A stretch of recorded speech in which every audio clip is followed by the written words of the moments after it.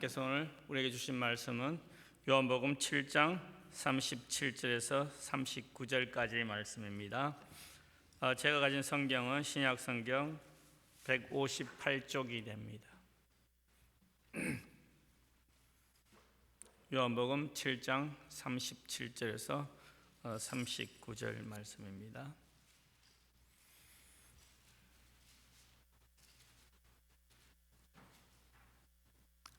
우리 3절밖에 안 되니까 우리 같이 읽도록 하겠습니다. 명절 끝날 곧 큰 날에 예수께서 서서 외쳐 이르시되 누구든지 목마르거든 내게로 와서 마시라.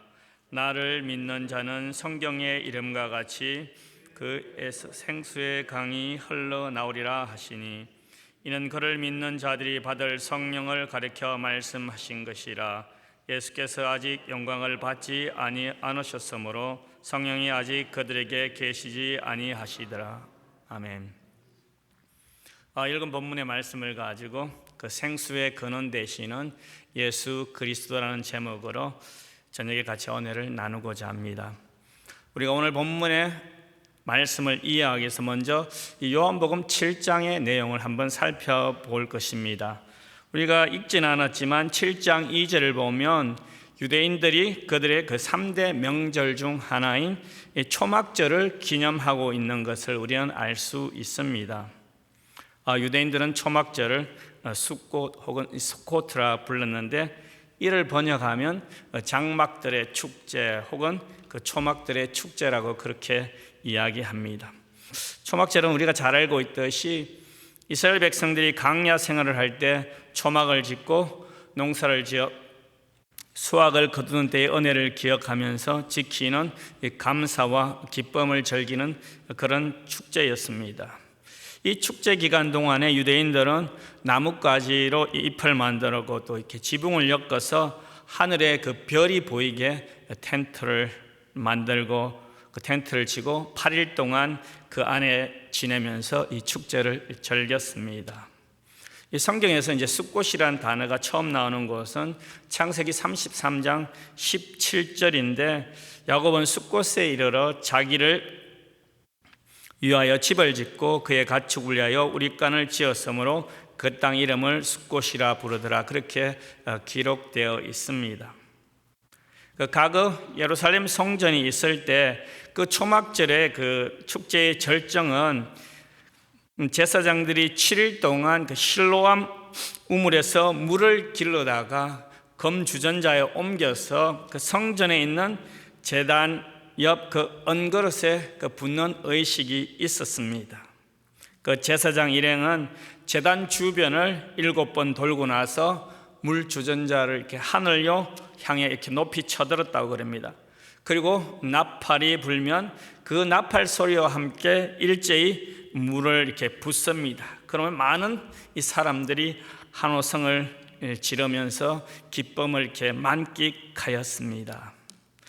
이사야 12장 3절을 보면 그러므로 너희가 기쁨으로 구원의 우물물에서 물을 길리라 그렇게 기록되어 있는데 그 초막절은 바로 이사야 12장 3절의 예언이 성취된 것을 우리에게 말씀하고 있습니다.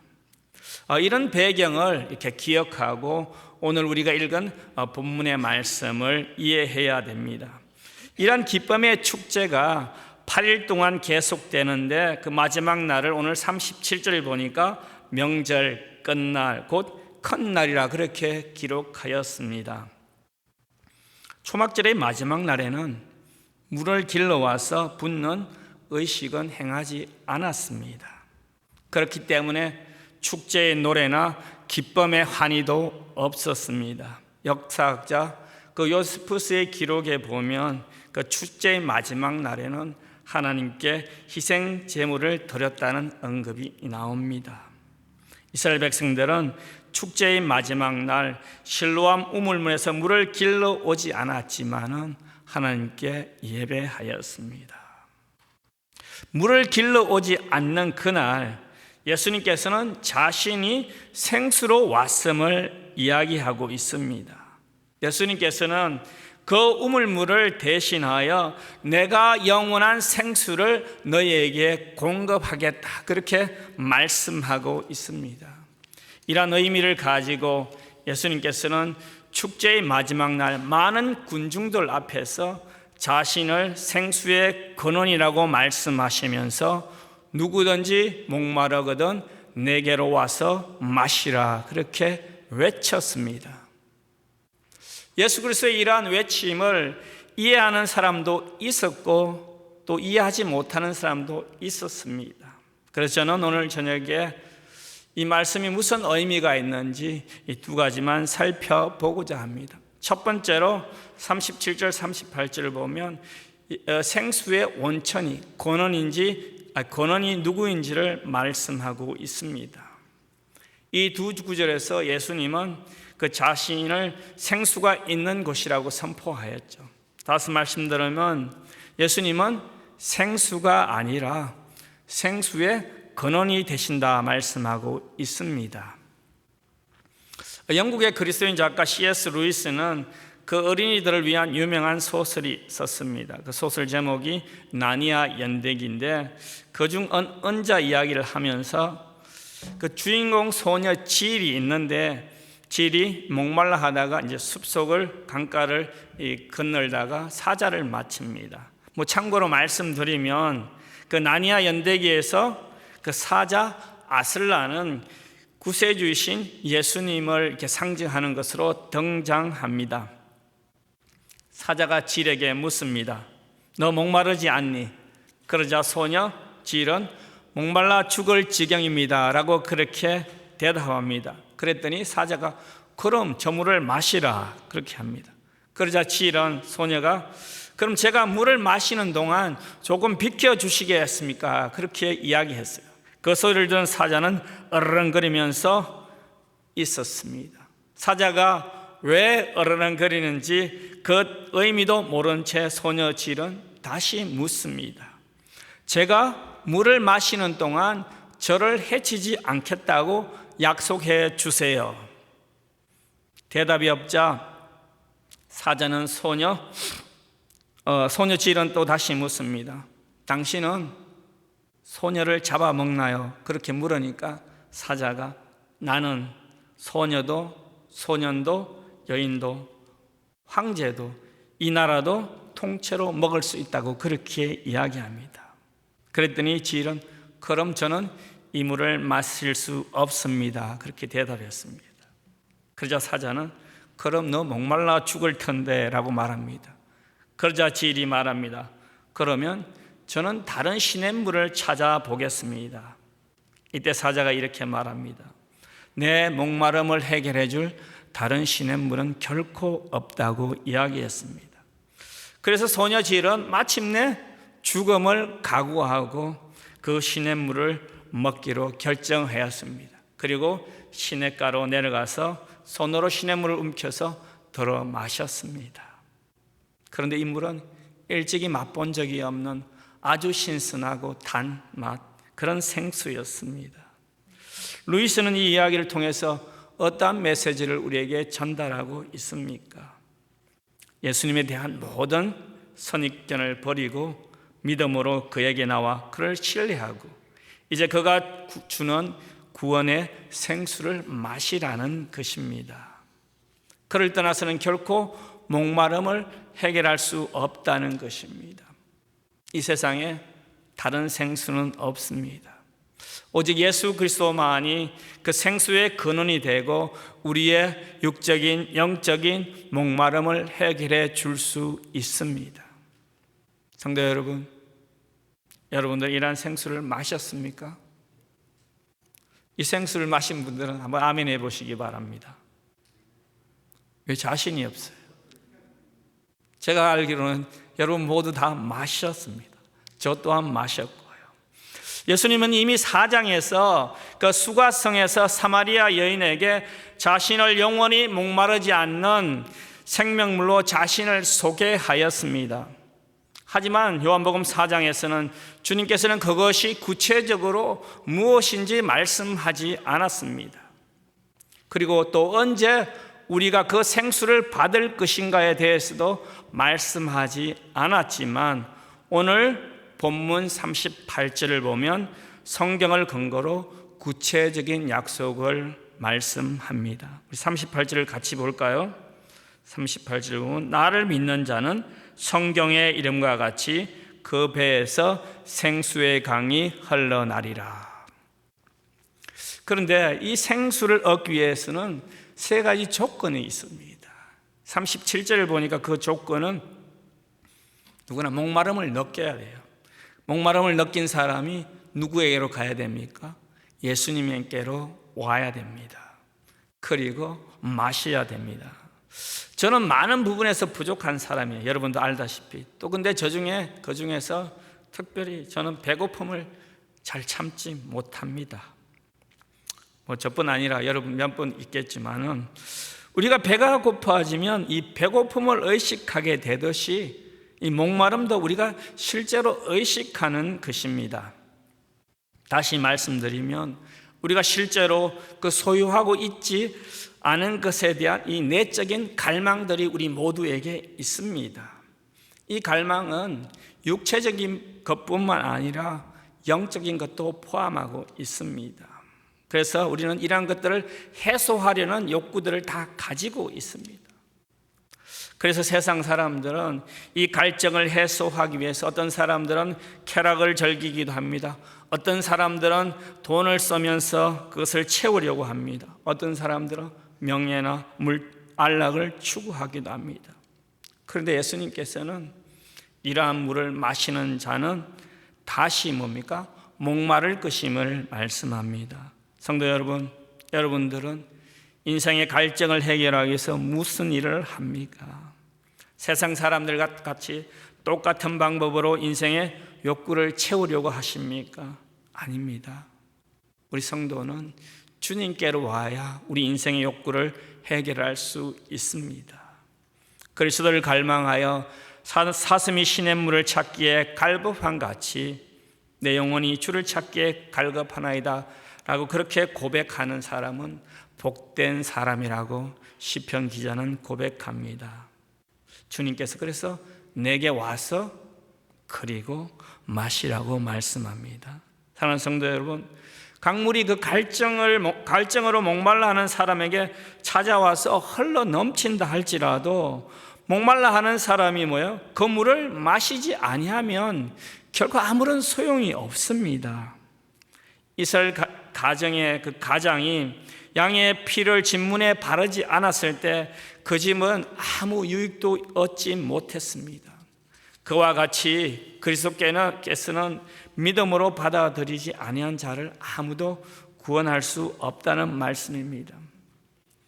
출애굽 광야 생활을 할 때 이스라엘 백성들에게 물을 내었던 그 반석은 예수 그리스도를 예표한다는 사실을 우리는 다 알 수 있습니다. 예수님께서 이스라엘 백성들이 오랫동안 바로 고대했던 그 메시아였지만은 그들은 정작 반석이 예표하던 바의 실체이신 그 생수의 근원 예수 그리스도께서 자신들의 눈앞에 있었지만은 그들은 예수가 메시아인지 알지 못했습니다. 그들은 정작 초막절 절기의 진정한 주인공이신 예수님은 제쳐놓고 자기들끼리만 축제를 즐기고 있었습니다. 이러한 모습에서 우리는 중요한 영적인 원리를 발견할 수 있습니다. 오늘 많은 교회에서 그 본문에서 등장하는 이스라엘 백성들처럼 예수님과 관계없이 축제를 즐기고 있어요. 이 말을 다른 말로 해보면 예수님과 관계없이 예배드리고 예수님과 관계없이 행사를 하고 있습니다. 교회에서 행해지는 많은 예배와 행사들이 예수 그리스도가 초점이 되는 것이 아니라 성도들이 초점이 되고 있습니다. 교회 모든 예배와 모임은 대속주가 되시는 그리스도를 통하여 하나님께 드려져야 되는 것입니다. 그런데 많은 교회 예배들이 성도들만의 축제로 끝나는 경우가 적지 않습니다. 초막절 명절에 들떴던 분위기 속에서 사람들은 여전히 그들의 영적 갈증을 해결하지 못하고 목말라 하고 있습니다. 인간 중심의 예배와 모임은 일시적으로 즐겁고 흥겨운 분위기를 제공하지만 그런 모임에서는 결코 우리가 가진 영적인 문제를 해결할 수 없습니다. 저는 바라기는 새롭게 시작되는 우리 교회의 하나로 예배와 브릿지 예배, 또 얼마 안 있으면 시작될 순모임이 사람이 초점이 되는 것이 아니라 정말로 사람이 중심이 되는 예배와 모임이 되지 않기를 바랍니다. 그리스도가 초점이 되고 중심이 되는 예배와 순모임으로 잘 성장할 수 있도록 우리 다 같이 기도해야 될 것입니다. 주님께로 나와서 마시는 사람에게 생수의 강이 흘러나리라 말씀하셨는데, 그렇다면 생수가 구체적으로 무엇을 의미합니까? 39절을 보니까 이는 그를 믿는 자들이 받을 뭐라고요? 성령을 가리켜 말씀하신 것이라 말합니다. 신약 성경 전체에서는 마실 물은 이 성령을 상징하는 것으로 여러 곳에서 나타나고 있습니다. 이 성령님의 역할이 무엇인가요? 요한복음 16장 8절을 보면 그가 와서 죄에 대하여, 의에 대하여, 심판에 대하여 세상을 책망한다, 그렇게 말씀하십니다. 그분의 역할은 이 땅의 죄인들에게 와셔서 구원의 필요성을 알리고, 그리고 믿음이 무엇인지 우리에게 가르치고, 또한 마지막 때에 심판주로 오신다는 것을 말씀하고 있습니다. 또한 6장 44절을 보면 나를 보내신 아버지께서 이끌지 아니하시면 아무도 내게 올 수 없다라고 그런 선언을 하셨습니다. 이 말씀이 무엇입니까? 성령님께서 우리를 이끌지 아니하시면 성부 아버지께로 올 수 없다고 말씀합니다. 여러분, 오늘 얼마나 더운 힘든 하루였습니까? 우리가 이민자로 힘든 하루를 살았지만 이 저녁에 우리를 예배자로 이끌어 주셨기 때문에, 성령께서 이끌어 주셨기 때문에 그 성령의 이끌림으로 이 자리에 있다는 것을 믿으시기 바랍니다. 그리고 이 성령께서 예수 그리스도를 영접한 사람들에게 세례를 통하여 하나님과 한 몸을 이루게 하셨습니다. 그러면서 우리와 함께 거하시며 매일 우리의 삶을 인도하고 이끌어 주시는 분이 바로 생수가 되는 성령님입니다. 퀴즈를 하나 내어볼까요? 성령이 생수라면 예수님은 그럼 무엇일까요? 아시는 분 계세요? 성령이 생수라면 예수님은 무엇일까요? 오늘 보면 37절에서 그 배에서 생수의 강이 흘러나오리라고 하셨는데, 그 배는 뭐 타는 배가 아닙니다. 예수님의 배를 가리키는데, 바로 예수 그리스도가 뭐예요? 생수의 근원이 됨을 말씀하고 있습니다.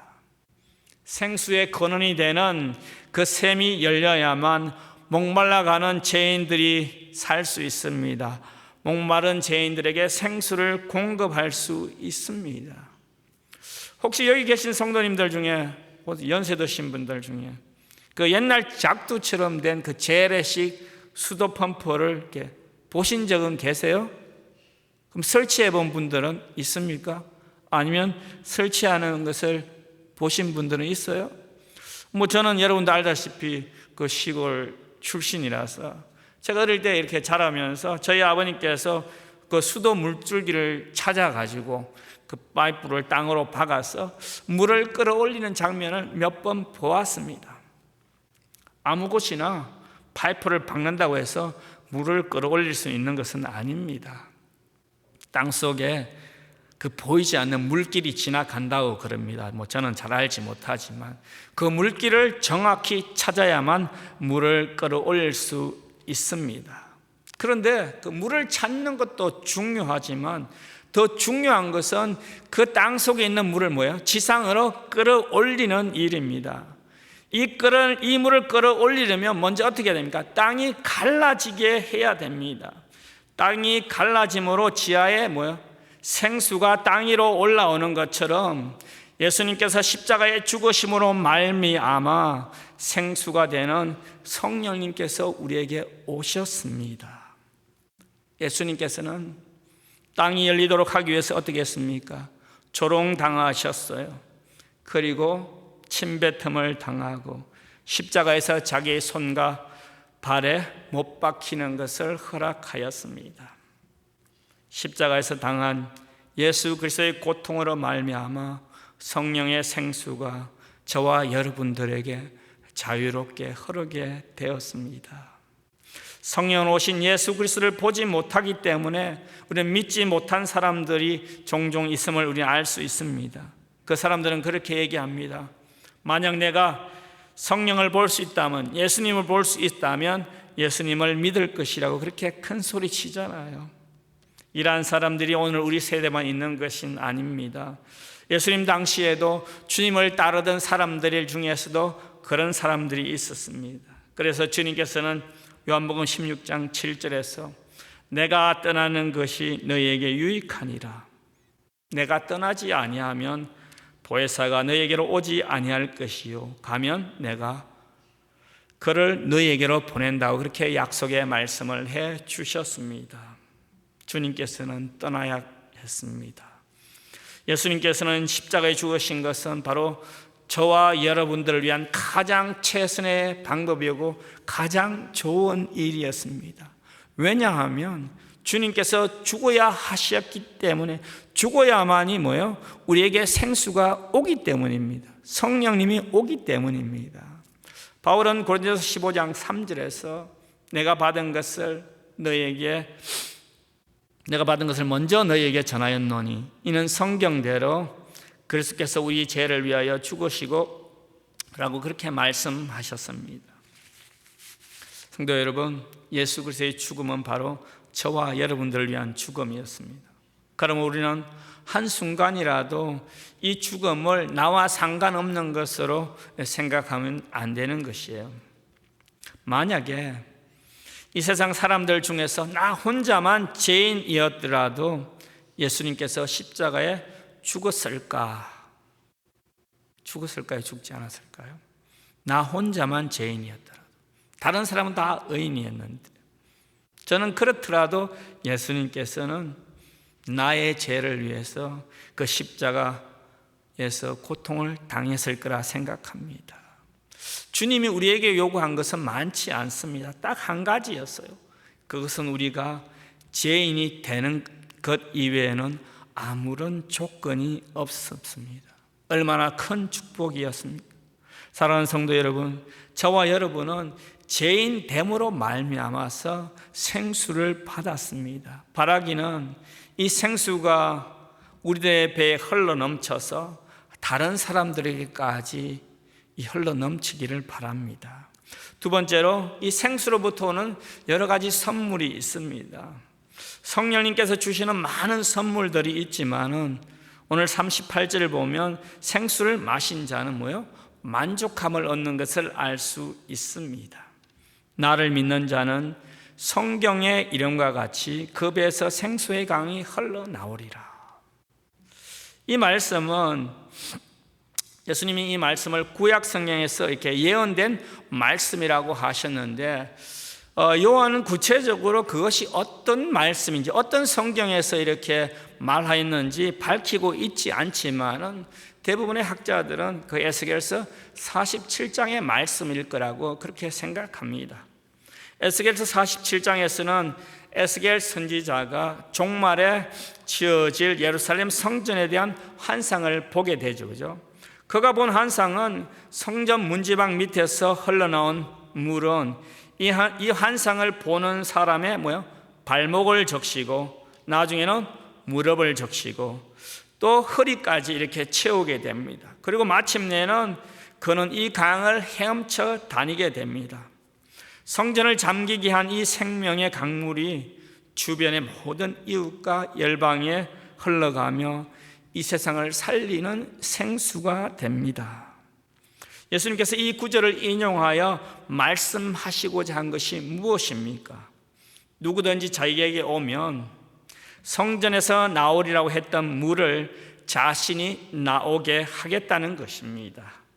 자신이 에스겔 선지자가 예언했던 성전을 완성하러 온 새로운 예루살렘 성전으로 말씀하고 있습니다. 그러면서 예수님은 이 생수가 바로 배에서부터 나온다고 말씀합니다. 38절 후반절을 보면 그 배에서 생수의 강이 흘러나오리라 말씀하셨는데, 예수님의 배는 생수의 강을 흘러나오게 하지만, 물을 계속해서 끊임없이 흘러내보지만, 우리 인간들의 배는, 죄인들의 배는 뭡니까? 항상 무엇인가를 채우려고 하고 있어요. 예수님은 흘러내고 있지만 저희들은 항상 뭔가를 채우려고 합니다. 여러분 보통 몇 끼의 식사를 합니까? 하루 3끼의 식사를 하잖아요, 그죠? 그런데 그 다음날 아침이 되면 배가 고픕니까? 안 고픕니까? 어김없이 배는 고프합니다. 그래서 또 무언가를 달라고 아우성칩니다, 이 안에서. 어떤 때는 좀 바빠서 평소의 양보다 조금 적게 채워줬어요. 그러면 나머지 것도 채워달라고 그렇게 아우성을 칩니다. 우리의 신체 여러분 중에서 항상 채워야 하는 것이 어디입니까? 바로 이 배입니다. 이 배가 세상 사람들에게 하나님을 대신하여 신의 기능을, 그러니까 신의 기능을, 그러니까 다른 가수로 이렇게 다른 신의 기능을 하고 있다고 말합니다. 빌보서 3장 19절에서 그들의 신은 배라고 말하고 있습니다. 어떤 사람들은 그 자신의 배를 채우기 위해서 수단과 방법을 가리지 않습니다. 그래서 정치하는 사람들이 뭘 먹습니까? 뇌물을 먹는다고 하죠. 그리고 우리는 그런 사람들을 어떻게 비난합니까?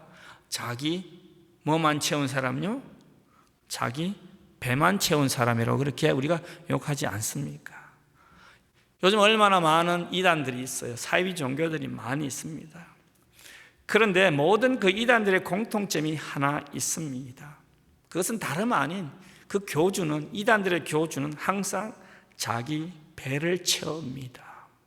신이 되는 배는 결코 만족하지 않으면서 항상 욕구를 해소해 줄 무엇인가를 갈망하고 있습니다. 그래서 세상 사람들 중에서 어떤 사람들은 술과 약으로 자신의 욕망을 채우려고 합니다. 그러다 보면 알코올 중독자가 되고 약물 중독자가 됩니다. 어떤 사람들은 도박으로 채우려고 합니다. 어떤 사람들은 성적인 욕망을 채우려고 합니다. 여러분, 이런 사람들에게 물어보세요. 자신들이 선택한 그런 방법이 자신의 갈증을, 자신의 욕망을 해결해 주었는지 결코 해결해 줄 수 없습니다. 그러나 오직 예수 그리스도께 주시는 생수만이 우리의 이런 모든 인간의 욕망을 해결해 줄 수 있습니다. 예수님께서 흘러내리는 그 생수는 나 한 사람 만족만 시키는 것이 아닙니다. 계속해서 흘러넘쳐서 누구든지 마실 수 있도록 하고 있습니다. 예수님이 준비한 생수를 여러분들은 어떻게 생각하고 계십니까? 언젠가는 재미있는 신문 기사를 읽었어요. 여러분 다 알고 있을 겁니다.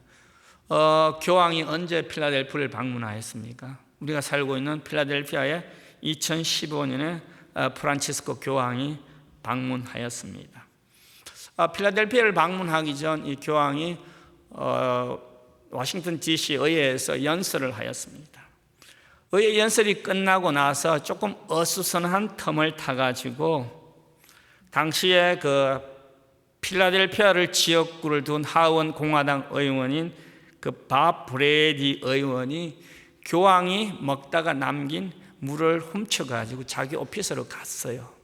그래서 자기도 한 잔 마시고 또 자기 아내에도 한 잔 주고 그 다음 그 사무실 여직원에게도 한 잔 주고 뭐 조금씩 마셨겠죠.